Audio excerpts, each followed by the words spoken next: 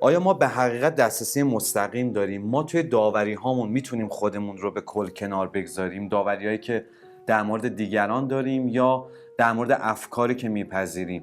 سریال دیسکلیمر در مورد این موضوع حرفای جدی داره. سریالی که از همون اول با ساختار فوق‌العاده‌ای که برای روایتش انتخاب کرده داره به ما اخطار جدی میده که درباره قضاوت هامون و خطاپذیری اونها به شدت هوشیار باشیم.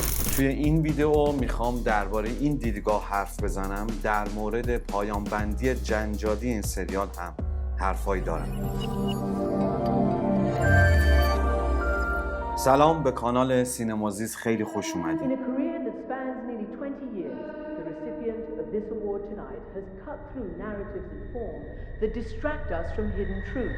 صدا توی سریال دیسکلیمر خیلی مهمه. اگه این سریال رو با صدای خوب تماشا نکنین، بخش مهمی از لذتی که میتونین ازش ببرین رو از دست میدین. صدا میتونه نمایانگر حرف‌ها و روایت‌ها باشه، میتونه نمایانگر شایعات و قضاوت‌ها باشه وقتی اون چیز شخصا دیده نشده و صرفاً بر اساس حرف‌هایی که میشنویم نسبت به اون یه سوگیری بکنیم. من بعد از انتشار قسمت دوم این سریال یک ویدیو منتشر کردم که توی اون به اهمیت صداها و در کل به اهمیت فرم این سریال برای داستانی که میخواد بگه اشاره کردم. به این که این سریال عامدانه 2 صدای راوی انتخاب کرده، یکی مربوط به کاترین، یکی مربوط به استیون. یک صدا انتخاب نکرده تا به همین قضیه اشاره بکنه که قضاوت‌های ما از یک منظر اگر باشن چقدر احتمال خطاپذیری دارن. اون ویدیو رو حتما تماشا بکنید. نکات مهمی در مورد فرم این سریال داره. مخصوصا اگر تازه میخواین این سریال رو شروع بکنید به لینکش مراجعه بکنید و اون ویدیو رو ببینید. خیلی خلاصه بخوام بگم، من توی اون ویدیو بر اساس همین صداها این نتیجه گیری رو کردم که سریال مدام داره ما رو دعوت میکنه به این که دست از این فکر کهنه برداریم که میتونیم به یک حقیقت کاملی از یک ماجرا دسترسی پیدا بکنیم. از کجا اینو گفتم؟ از اینکه مدام صداهایی روی تصاویر می اومدن که مربوط به اون صحنه نبودن. مثالهایی هم مربوط به قسمت 1 و 2 توی اون ویدیو زدم، اما اینجا بیشتر میخوام روی 2 قسمت آخر تاکید بکنم. مثلا از قسمت 6 ما دوباره به گذشته برمیگردیم، اما این بار از اون دایره سیاهی که باز و بسته میشه که توی سینما بهش میگن ترانزیشن آیریس استفاده نمیشه. ما خیلی بی مقدمه وارد گذشته میشیم همراه با یک صدای نویزی، یک صدایی که اصلا به اون صحنه نمیخوره که ما قبلا این صدا رو شنیدیم اما بهش توجه نداشتیم. یعنی صدای یخچال قراضه استیون. این صدا روی صحنه ها مدام میاد و صدای کاترین رو میشنویم، اما این بار با یک لحن متفاوت. این روایت کاترین دیگه به نظر خیلی نوشته شده، چیده شده و از قبل تعیین شده نمیاد و هم اون صدای یخچال به عنوان نویز یه سی از واقعیت رو به ما میده که دیگه مثل اون در واقع روایت مادر جاناتان جادویی نیست. همه چیز اونقدر کامل نیست. نه از اون سکانس های اروتیک خبری هست، نه از اون زیبایی کاترین و نه از چیزهایی که همشون ما رو شیفته میکردن که ما این رو به عنوان واقعیت، به عنوان یک چیز زیبا بپذیریم، بلکه یک واقعیت زشتی این بار داره مطرح میشه. ابتدا من بعد از همون قسمت دوم این چرخش رو پیش بینی کرده بودم، اینکه فرم روایت از همون اول کلیدهایی به ما میده که باشون میشد پیش بینی کرد که کاترین از حالت متهم به قربانی این ماجرا تغییر حالت میده. این رو از همون دقیقه های اول داره به ما میگه، داره به ما کده هاشو میده. خیلی روایت فرمش اینجا دقیق داره عمل میکنه، اما این دقت و حساسیت رو تو پایان بندی نمیبینیم. توی آخر ویدیو میخوام درباره پایان بندی سریال صحبت بکنم که اتفاقا توی شبکه‌های اجتماعی و سایت‌های نقد فیلم حسابی جنجال به پا کرده. اما قبل از اون میخوام درباره این صحبت بکنم که چطور یک دیدگاه اشتباه میتونه ما رو به یک داوری یک سویه برسونه که بعد از متوجه شدن از خطامون ما رو به فروپاشی روانی برسونه. چون رویکرد من توی سینمازیست این هستش که فیلم ها رو از منظری بررسی بکنم تا نکته‌هایی که در مورد زندگی روزمره ما دارن خودشون رو نشون بدن و به درک خودمون و جهانی که در اون زندگی میکنیم کمک بکنن.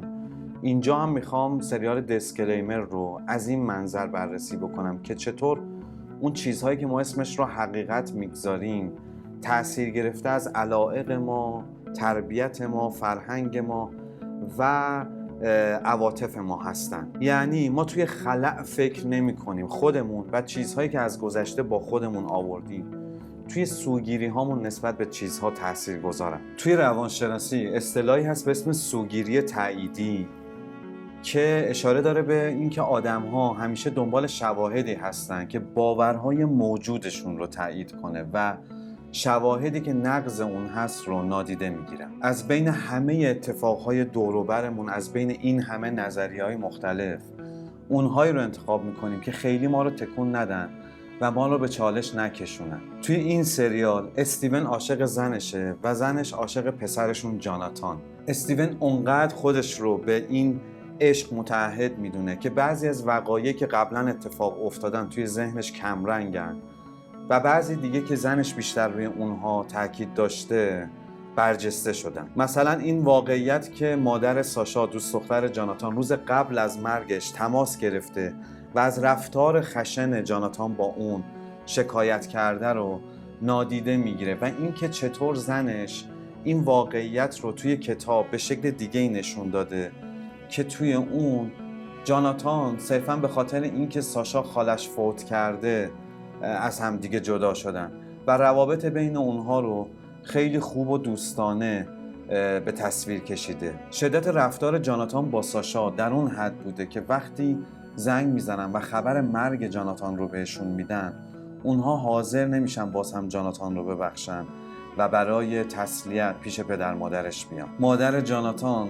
تحت تاثیر عشقی که به پسرش داره حاضر نمیشه این واقعیت رو قبول کنه که پسرش برای لحظاتی میتونه خشن و متجاوزگر باشه. استیون همون اول که حرفهای کاترین رو میشنوه همین انتخاب رو میکنه و ترجیح میده حرفای اون رو غیر حقیقی فرض کنه. میدونین چرا؟ چون ترجیح میده پسرش همون قهرمانی باشه که به خاطر نجات جون یک پسر بچه زندگی خودش رو به خطر میندازه. چطور میشه کسی که متجاوزگر دست به این عمل بزنه؟ امکان نداره. این هم یک خطای عمومیه که در راستای همون سوگیری تاییدی هستش. چطور؟ اینکه ما ترجیح میدیم برای اینکه خودمون رو از اعمال قبیح بزرگ حفظ بکنیم، اونهایی که این خط قرمزها رو میشکنن اونها رو خالی از هر گونه فضیلت فرض بکنیم که هیچ نقطه مثبتی، هیچ جای روشنی توی وجودشون نیست. حالا میتونه در راستای تربیت ما باشه یا پاسخی باشه به اون تمایلی که ما به شکستن این خط قرمزها داریم. به هر حال ما مایلیم کلاً موضع گیری هامون رو خیلی به چالش نکشونیم و با چند اصل کلی زندگیمون رو به پیش ببریم. معلومه این کار راحت تره نسبت به این که توی هر موقعیت باید خودت رو بسنجی و یک ارزیابی جدیدی از هر موقعیت داشته باشی. اون لحظه رو به یاد بیارید که رابرت از استیون میپرسه که چطور با این چیزهایی که از پسرت میدونستی تا اینجا پیش اومدی؟ چطور این فکرها و قضاوت‌هایی که داشتی رو زیر سوال نبردی؟ استیون در جواب به رابرت میگه چطور خودت این کار رو در مورد همسرت نکردی؟ من که فقط چند دقیقه باهاش صحبت کردم، تو که یک عمر باهاش زندگی کردی، چطور قضاوتت رو زیر سوال نبردی؟ و این جمله رابرت رو فرو میپاشونه. سریال از همین خطای عمومی استفاده میکنه و ابتدا جاناتان رو یک جوونی نشون میده که به قیمت جونش زندگی یک پسر بچه رو نجات میده. گزارش پلیس و شاهدین هم همینه و تقریبا این قضیه قطعیه. برای همین همه به راحتی میپذیریم که این پسر یک جوون مهربون و پاک بوده. اما وقتی روایت کاترین رو میشنویم میگیم شاید این از اون جوونهایی بوده که بر اثر فوران غرایزشون یک کاری میکنن و بعد با پشیمانی‌های بزرگ مواجه میشن و خواسته با نجات جان پسر زنی که شب قبل باهاش اونطور وحشیانه رفتار کرده و اون بلا رو سرش آورده کمی از عذاب وجدان خودش کم بکنه، یا نه اصلا شاید با این کار هم یه قصد شر داشته و میخواسته با داشتن اون عکس‌ها باز هم این امکان رو داشته باشه که اون کار رو با کاترین تکرار بکنه، اما اجل مهلتش رو نداده. میبینین حقیقت چیزی نیست که کسی بتونه تماماً به دستش بیاره، تحت تأثیر خیلی از چیزهای درونی ماست و این سریال به خوبی تونسته یک نمونه، یک شاهد برای این قضیه بیاره. The world needs to know the truth. خب حالا که چی؟ اگه بپذیریم که ما دائم داریم توی داوری هامون خودمون رو تکرار میکنیم، چه فرقی ایجاد میکنه؟ خب همه دارن همین کار رو میکنن، درسته، همه دارن همین کار رو میکنن، اما اگر مدام این قضیه رو به خودمون تذکر بدیم، یادمون نمیره ما بیواسطه به حقیقت دسترسی نداریم. داوری های ما درباره جهان، درباره دیگران، درباره نظریه ها و حتی درباره خودمون از یک منظر بیرونی به احتمال زیاد میتونه در معرض خطا باشه، چون ما با توجه به علایق، تجربه ها و تربیت خودمون تصمیم گرفتیم اون رو درست فرض کنیم. وقتی این خطا پذیری رو قبول بکنیم که داوری ما، روایت ما از یک ماجرا تنها تکه‌ای از حقیقت اون هست که خب برای کنشگری ما کافیه، اما برای زدن برچسب اتهام بر دیگران چقدر ناکافیه، میتونه یک پشتوانه‌ای برای اخلاقی عمل کردن ما باشه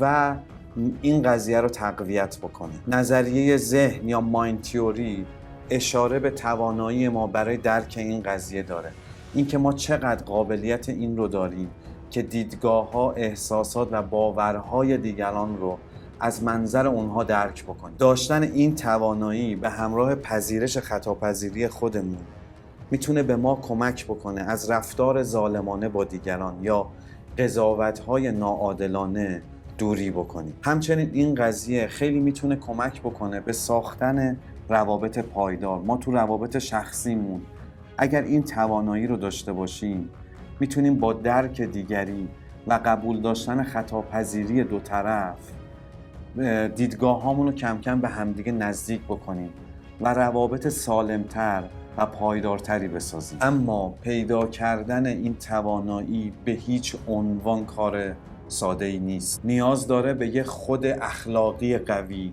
و پتانسیل فرد برای به چالش کشیدن خودش. برای همین پایان بندی سریال که نشون میده استیون توی کسری از ثانیه متحول میشه و با شنیدن یک جمله از نیکولاس که اونو مادر خودش خطاب میکنه دست از کارش میکشه، برای ما باورپذیر نیست. برای همینه که اول ویدیو گفتم که اون فرم دقیقی که از ابتدای قسمت اول دیدیم توی پایان بندی درست عمل نمیکنه. یهو بدون زمین چینی کاترین برای استیون قابل درک میشه و همونجا به رابرت اعتراف میکنه که چه کارهای شنیعی در مورد اون و خانواده‌اش کرده. اینها به هیچ عنوان باورپذیر نیستن و سریال لازم داشت برای این لحظه مقدمه چینی کنه که به هیچ عنوان نکرده. این پایان خوش غیر منتظره و تا حد زیادی غیر منطقی به لحن سریال، به لحن تلخ و جدی سریال که از ابتدای قسمت اول شاهدش بودیم نمیچسبه و برای همین با کلیت اون همخونی نداره. اگه اینقدر راحت بود که آدم‌ها خودشون رو به چالش بکشن و عوض بشن که دنیا این شکلی نبود. به نظرم اگر سریال با یک پایان تراژیک خاتمه پیدا می‌کرد، خیلی بهتر تلخی این داوری‌های یکسویه که هممون بهش دوچاریم نمایان میشد. شما نظرتون چیه درباره پایان بندی، در مورد فرم سریال، لحظات مختلفش؟ با مطرح کردن نظرتون توی قسمت کامنت ها این امکان رو بدید که اونجا یک گفتگوی دو طرفه شکل بگیره. همچنین به من این فرصت رو بدین که روی کردم رو اصلاح یا بازبینی بکنم و اگر نظرتون مثبت هست با انرژی بیشتری این روی کرد رو ادامه بدم. تا ویدیوهای بعد، خداحافظ.